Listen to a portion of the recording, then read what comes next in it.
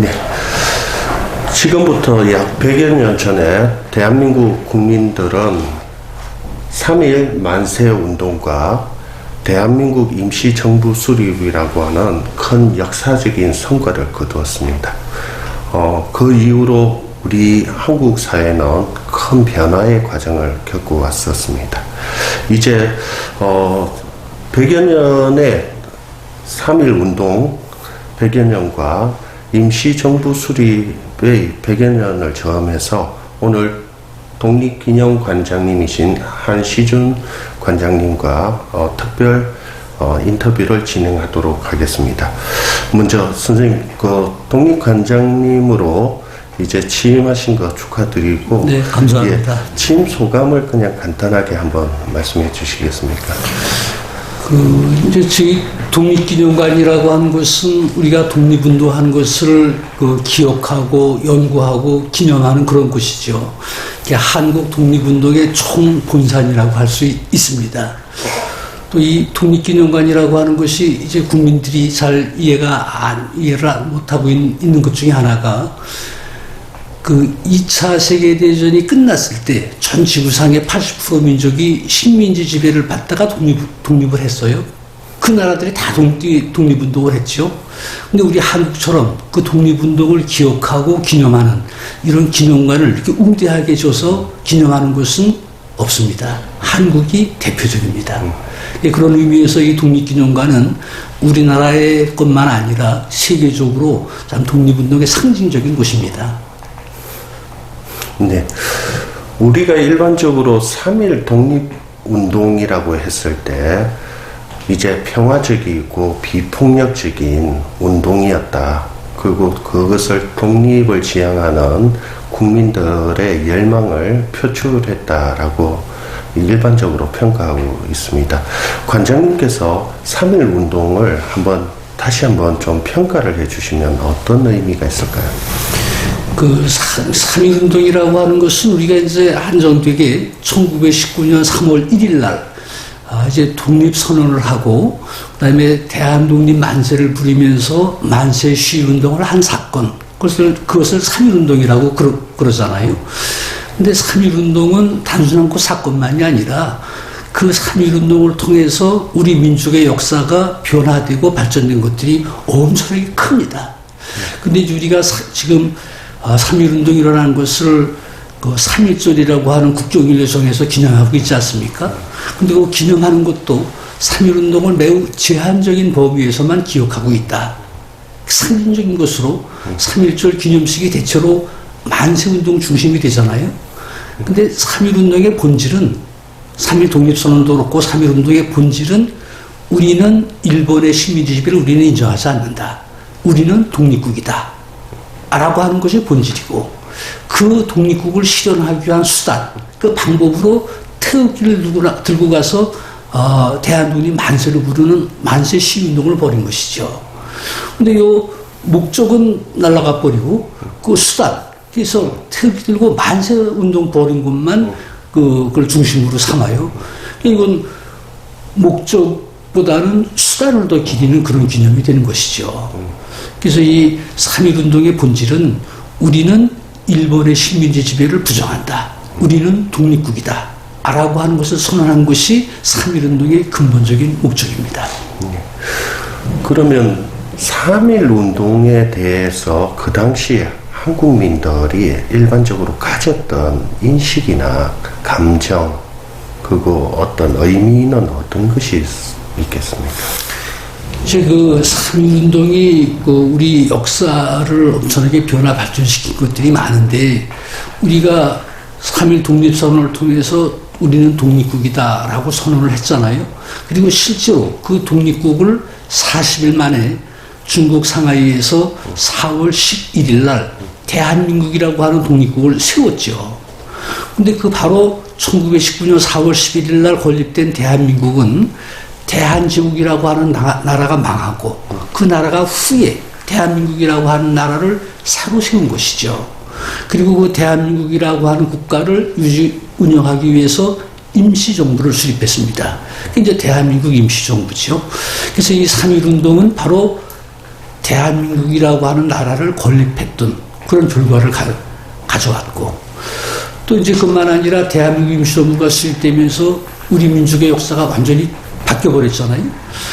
그러니까 우리가 단군이 고조선을 세워서부터 1910년까지 거의 반만년 역사 대부분이 군주가 주인인 나라였지 않습니까? 근데 바로 대한민국 임시정부가 수립되면서 국민이 주인이 된 나라로 바뀌었죠.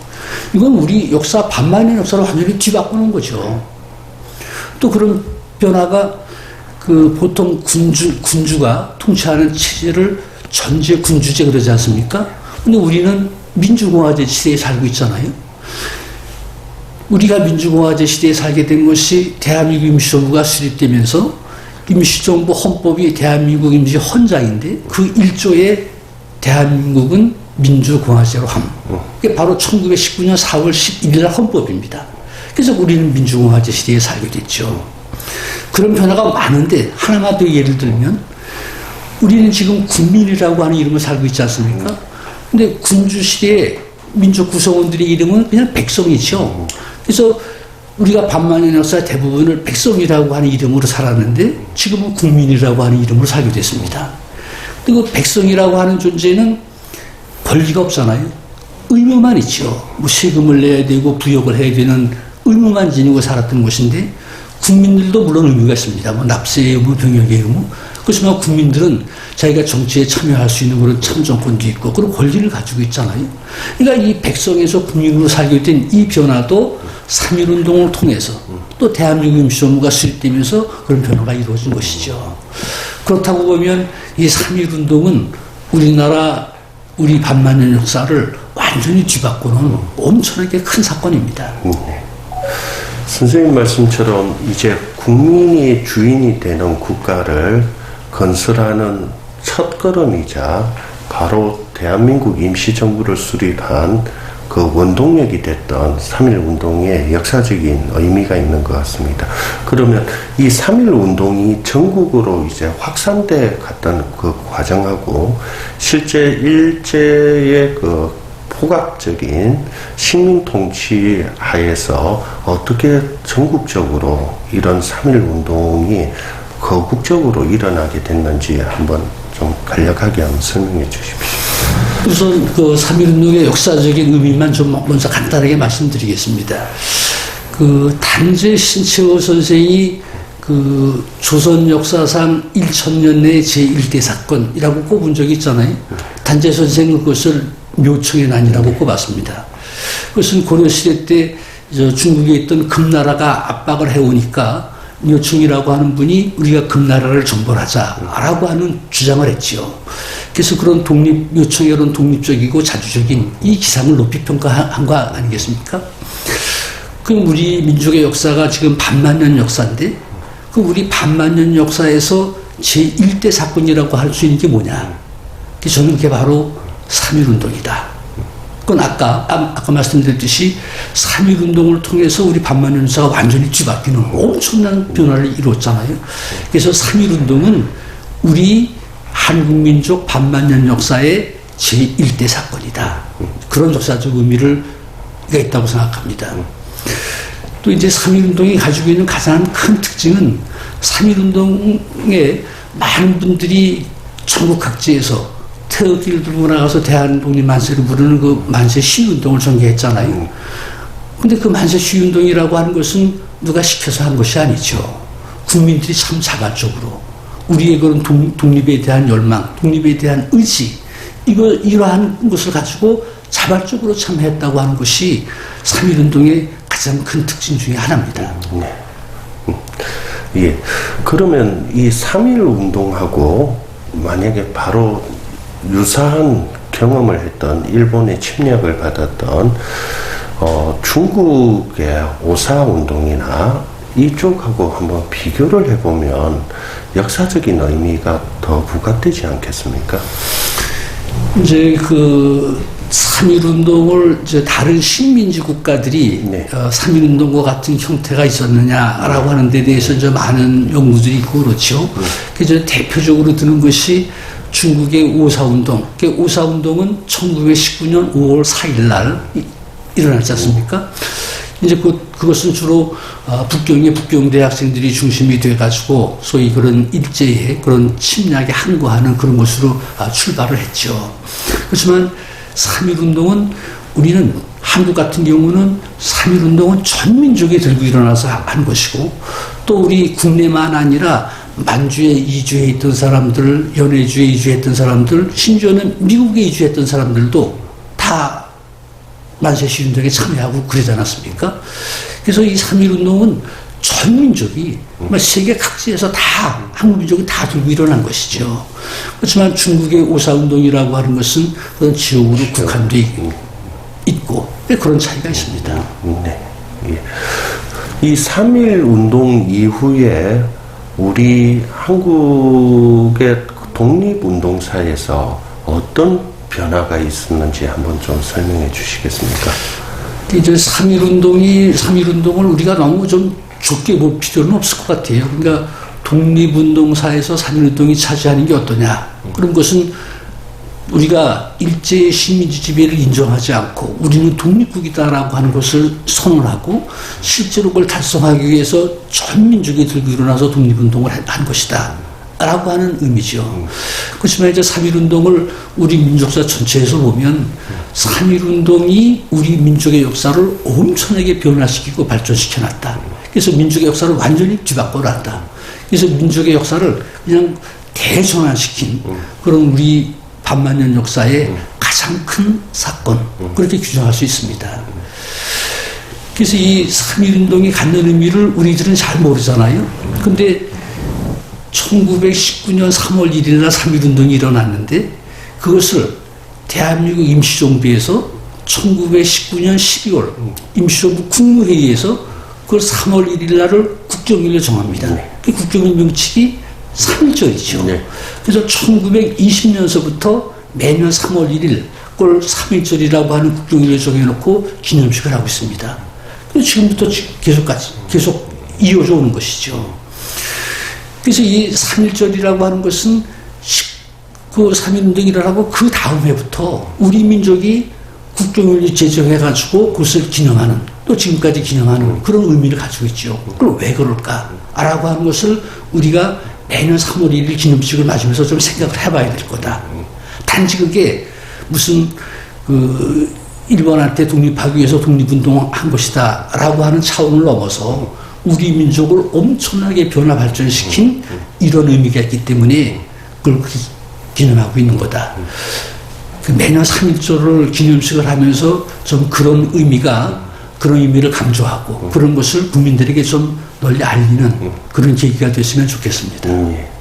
그리고 하나 더 좀 짚어봐야 되는 것이 3.1운동을 우리 한국민들이 전국적으로 그리고 국내 국외에서 거국적으로 했을 때 그거에 대한 일본의 강압적인 단합이 있었고 거기에 피 흘려 가면서 만세운동 그리고 그 이후에 독립운동으로 확대돼 갔던 우리 한국민들의 어떤 피해도 있었을 것 같습니다. 한번 그 3.1운동에 대한 일본의 어떤 대응과 한국민들의 어떤 피해에 관련해서 좀 간략하게 한번 설명해 주십시오. 이제 3.1운동이라고 하는 것이 1919년 3월 1일 날 촉발이 됐지만 그 만세 시위운동은 대략 1919년 거의 말까지 그렇게 진행이 되잖아요.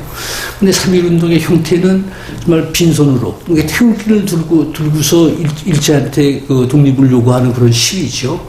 그걸 우리를 식민지 지배하고 있던 일본이 가만둘 리가 없잖아요. 그래서 일제는 그런 경찰, 군인들을, 헌병들을 풀어서 그 독립운동, 만세 시위운동 하는 사람들을 탄압하고 그러지 않았습니까? 정확한 통계는 아니지만 백암 박은식 선생이 한국 독립운동 지열사를 쓰면서 3.1 독립시위운동에 참여한 숫자가 대략 202만 명 정도가 된다. 근데 우리가 202만 명이라고 하면 실감을 못하지만 1919년 그 당시 우리 민족 전체 인구가 대략 1760만 정도 됩니다. 그럼 사실적으로 따지면 적어도 8명 중에 1명은 시위운동에 참여한 것이죠. 네. 그 8명 중에 노인도 있고 어린이도 있고.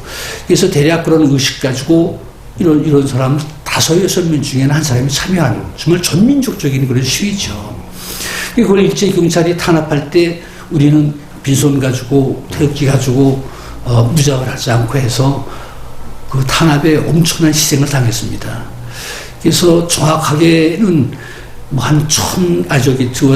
그 탄압에 의해서 사망된 사람들이 한 7,600명 되고 부상당한 사람들이 한 4만 몇 명 되고 또 체포돼서 감옥에 투옥된 사람들이 한 10만 명 가까이 되고 그러지 않습니까? 엄청나게 많은 희생이죠. 그런 희생을 무릅쓰고 우리가 거의 1년 내내 동안 그런 만세 시위운동을 전개했다고 하는 이제 그것이 3.1운동의 참 그 대단한 성격이죠. 3.1운동으로 인해서 무엇보다도 큰 결실이라고 하면 대한민국 임시정부의 수립이라고 할 수 있겠습니다. 대한민국 임시정부 수립의 의미는 앞에서 대한제국에서 대한민국으로 전환됐다라고 하는 한국사의 큰 전환점이다라는 의미를 말씀해 주셨는데, 대한민국 임시정부가 수립됨으로 인해서 그 이후에 독립운동에 있어가지고 이 구심점으로서 대한민국 임시정부가 어떤 역할을 했는지 한번 좀 설명해 주십시오. 대한민국 임시정부의 그 중요한 큰 역할 중에 하나는 그 민족을 대단결시켰다고 하는 것이죠. 그러니까 우리가 일제한테 나라를 빼앗기게 되면 침략을 받고 나라를 빼앗기면서 우리 민족들이 물론 국내에 있지만 서간도 북간도로 많은 사람들이 이주를 했고 연해주로 이주했고 또 하와이 미주 지역도 다 이주를 했잖아요. 그래서 민족이 다 분산이 돼 있죠.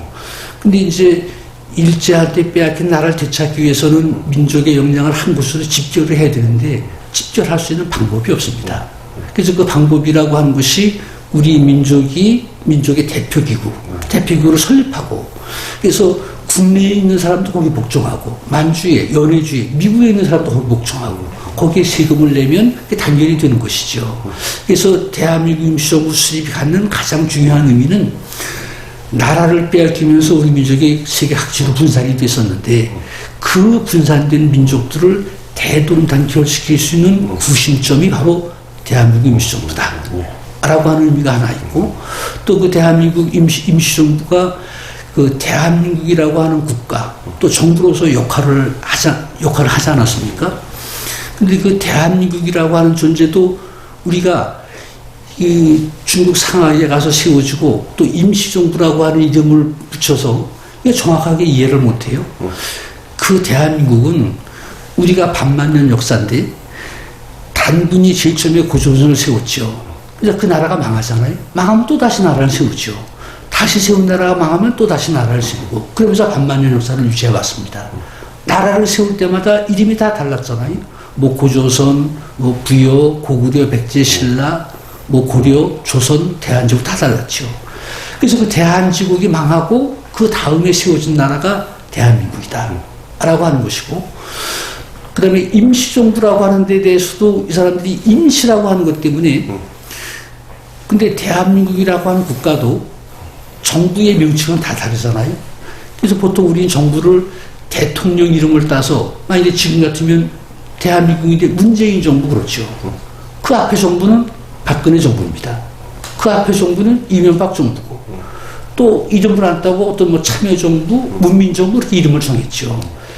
1919년에 대한민국을 건립하고 정부 이름을 임시정부라고 정한 것이죠.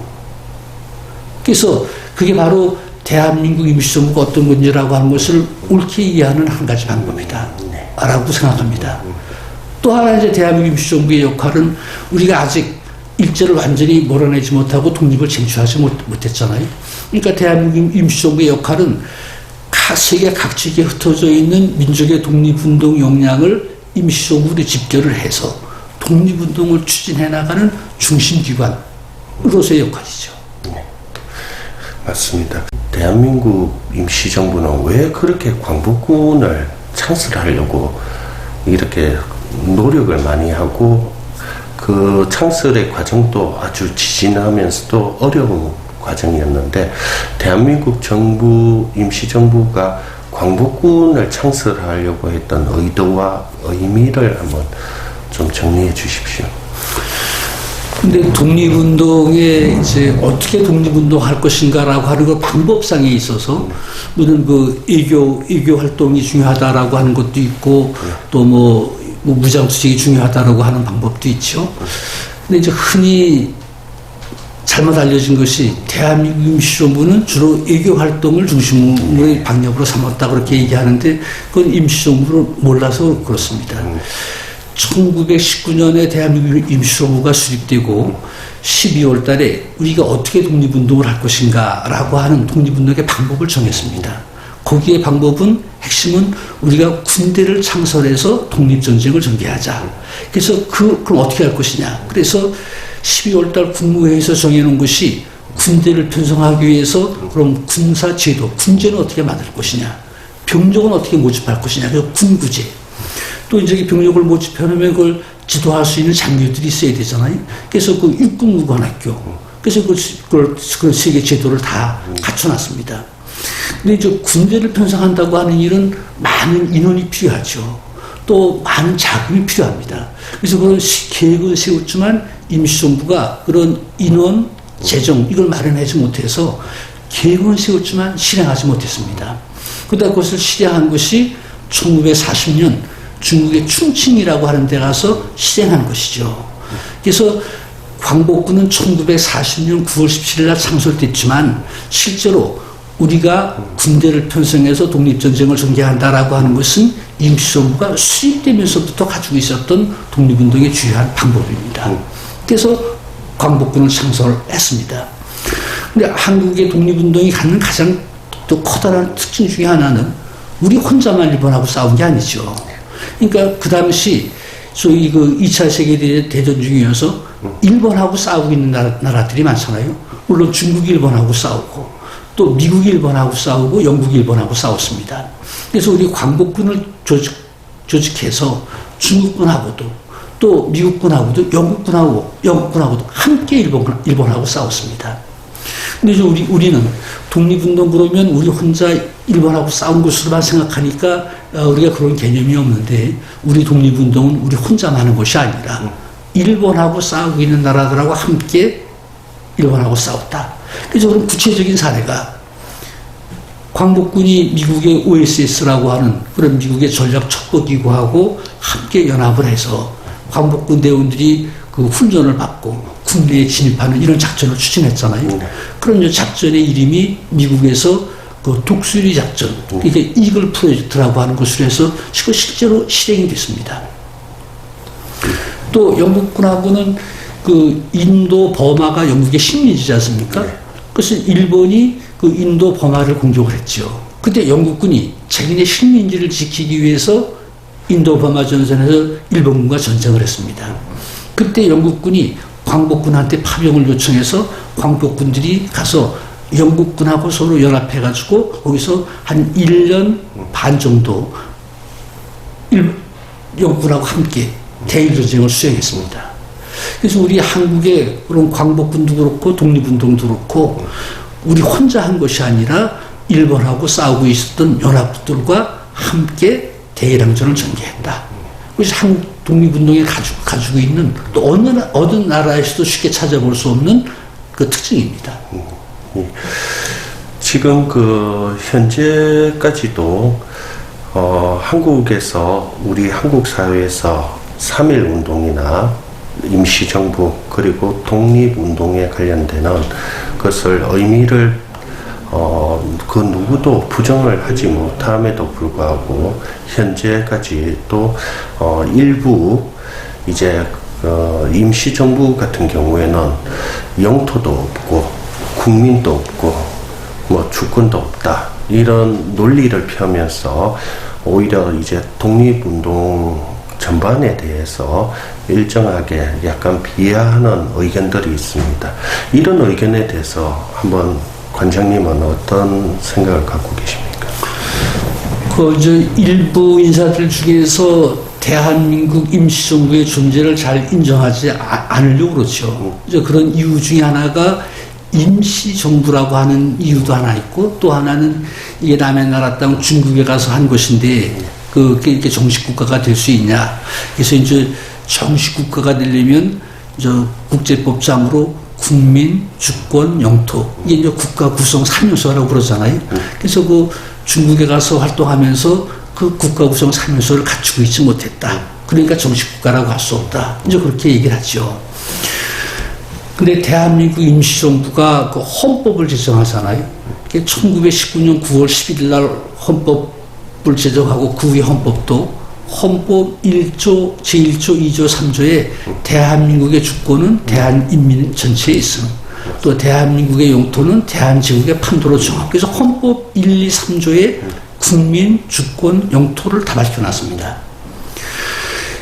이제 그렇게 얘기를 하면 그 헌법에만 그렇게 놨으면 뭘 하냐.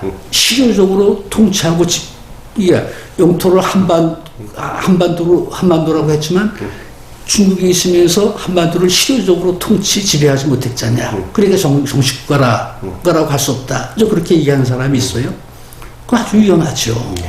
만일에 그런 논리대로라고 하면 지금 대한민국도 정식 국가가 되기 어렵습니다. 지금 대한민국도 헌법에 대한민국의 영토는 한반도와 그 부속도서로 한다라고 되어 있잖아요. 근데 한반도는 저 백두산까지, 두만강, 압록강까지가 다 한반도지 않습니까? 우리는 지금 반쪽밖에 실효적으로 못 통치하고 있죠. 그래서 그런 논리는 매우 위험합니다. 그래서 이 대한민국 임시정부를 유지 운영했던 분들이 국가가 구성되려면 어떤 게 있어야 된다라고 하는 것을 다 알고 계셨고, 그걸 헌법 1, 2, 3조에 다 밝혀놓은 거죠. 네. 지금 대한민국 정부가 수립되고 난 이후부터 이제 독립지사분들에 관련해서 다양한 보훈의 정책이 시행이 되고 있습니다. 지금 경북의 영천에 보면 3.1 운동의 연장선으로 이제 그 장터에서 만세 시위를 주도했던 김정희 지사라고 하는 분이 계십니다. 그럼에도 불구하고 그 어떤 이제 공판 기록이나 그 어떤 그 일제의 그 법원 기록까지 남아 있음에도 불구하고 독립지사로서 이제 그 공문되는 것에 많이 이제 지금 제약이 되고 있습니다. 그래서 지금 정부 차원에서 다양하게 보훈의 일원으로 독립지사를 발굴하고 그것을 이제 선양하고 하는 작업을 하고 있음에도 불구하고 일부 아직 그 손이 다 미치지 못하는 것이 사실인 것 같습니다. 이런 독립지사분들을 좀 발굴하고 이 선양하는 작업에 우리 독립기념관장님이 좀 어떤 보관이나 아니면 어떤 좀 생각이 있으시면 한번 좀 알려주십시오. 또 우리가 그 독립운동자에 대한 그 발굴 이후 문제는 그 정부 차원에서 엄청난 그런 노력을 기울여야 된다고 생각합니다. 우리 역사라고 하는 것이 보통 반만년이라고 그러잖아요. 근데 그동안 남의 나라한테 완전히 나라를 빼앗겨서 식민지를 받던 게 일본한테 처음이잖아요. 맞습니다. 우리는 그 식민지를 극복하고 빼앗겼던 나라를 다시 되찾지 않았습니까? 그건 남이 찾아준 것이 아니라 우리가 나라를 찾고자 독립운동을 했고 그 결과로 나라를 찾은 것이죠. 그럼 찾아서 세워진 이 나라는 그 나라를 찾다가 희생됐던 또 거기에 있었던 이분들을 다 발굴해서 그분들을 다 그 이유를 하고 포상을 하고 그래야 되죠. 그래서 저는 그 국가가 해야 될 당연한 책임이라고 생각합니다. 근데 지금 우리가 대체로 독립운동했던 것을 나라 빼앗겨서부터가 아니라 일본이 침략할 때부터 따지면 한 50년 정도 되죠. 50년 동안 독립운동하면서 거기 수백만이 참여를 했잖아요. 근데 실제로 지금 대한민국 정부에서 독립 유공적으로 포상한 사람들은 16,000분이 채 안 됩니다. 엄청나게 많은 분들이 밝혀지지 않고 있는 것이죠. 이걸 대한민국 정부 차원에서 발굴해가지고 포상을 해야 되는 것이 대한민국 정부가 마땅히 해야 될 일이다. 지금 문재인 정부 들어서 이제 대통령께서 그 독립운동자들을 많이 발굴하라고 해서 이제 그 주요 업무를 국가보훈처가 맡고 있지만 독립기념관에도 독립운동사를 연구하는 전문가들이 있으니 여기서 발굴해라 라고 해서 특별히 그 독립운동가를 발굴하는 그 팀들이 따로 꾸려져서 지금 많은 자료를 수집해가지고 독립운동자를 발굴하는 이런 사업을 추진하고 있습니다. 예. 그런 사업들이 좀 더 내실 있게, 좀 더 광범위하게 진행이 된다라고 하면 우리 국민들의 많은 지지와 응원을 받을 수 있다라고 생각이 듭니다. 마지막으로 이제 2021년 오늘의 관점에서 봤을 때 3.1 운동의 역사적 의미가 오늘 우리가 살아가고 있는 지금 이 시점에서는 어떤 의미가 되어야 되고 앞으로 3.1 운동의 정신을 어떻게 미래지향적으로 좀 전환해서 이제 되새겨야 되는지 한번 그 고견을 한번 좀 말씀해 주십시오. 물론 이제 그 독립운동과 관련해서 국경일이 정해진 게 3.1절, 또 이제 8.15 광복절이 있죠.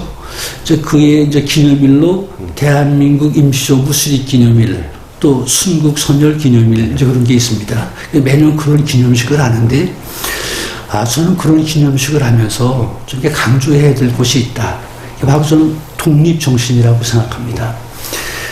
우리가 그 3.1 운동을 하면서 이분들이 태극기를 들고 나가서 총 가진 일본군하고 대항해서 그들이 이기겠다고 생각하겠습니까?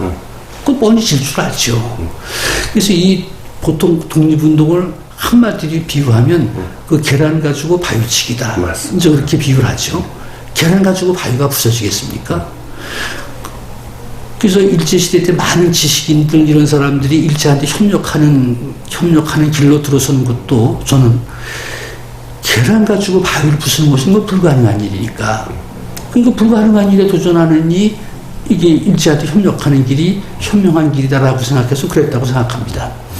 근데 독립운동가들이라고 계란 가지고 바위를 부술 수 있다고 생각하겠습니까? 근데 불가능한 일이지만 이분들은 그걸 가능하다고 믿고 도전을 했죠. 근데 결국 결말은 그 계란을 가지고 바위를 부쉈지 않습니까? 일본은 패망했고 우리는 독립을 쟁취했죠. 그래서 이 독립정신이라고 하는 것은 정말 남들이 불가능하다고 하는 것에 도전해서 가능한 일을 만들어낸 것이 독립정신이다. 그래서 우리가 그런 독립운동하고 관련된 국견일 이것을 기념할 때 우리가 정말로 받아야 되고 이래야 될 것은 그 독립정신, 정말 불가능한 것을 가능하게 만들어낸 이 독립정신을 기념하고 또 이것을 다시 되살리는, 재창출하는 이런 좀 기념식이 됐으면 좋겠습니다. 예, 감사합니다. 우리는 3.1 운동의 정신과 4.19 혁명의 우리 정신을 계승해서 대한민국 사회를 발전시켜야 된다라고 하는 것이 지금 우리 헌법 전문에 나와 있습니다. 우리 국민들은 그런 정신으로 이후에 5.18의 광주 시민운동으로 그리고 또 촛불혁명으로 그리고 지금 현재 우리 코로나 사태에서도 세계 최첨단의 코로나를 이겨나가는 국민으로 나아가고 있는 것 같습니다. 오늘 그 귀한 시간 내주셔서 감사합니다. 감사합니다. 우리 민족은 그런 나라를 빼앗기는 시련을 극복해낸 그런 민족입니다. 이제 모든 민족들이 또 전국 각지에서 그런 노력을 했지만 경상북도 특히 그 영천지방도 그 우리 민족의 그런 그 시련을 극복하고 독립을 쟁취하는데 큰 역할을 한 고장이죠. 그래서 거기가 일제가 침략할 때 그 의병들이 일어났던 중심지가 그 삼남의진이라고 하는 중심지가 바로 영천 아니었습니까? 또 3.1 운동이 일어날 때도 영천에서 그런 큰 3.1 운동이 일어났고 또 그 영천 지역에 있는 많은 분들이 그 무슨 조선 의용대든지 그런 독립운동에 가서 큰 공헌을 하셨습니다. 그래서 이 영천 경상북도도 그렇고 그 특히 영천 지역도 우리나라 독립운동에 그런 중요한 역할을 했던 그런 곳입니다.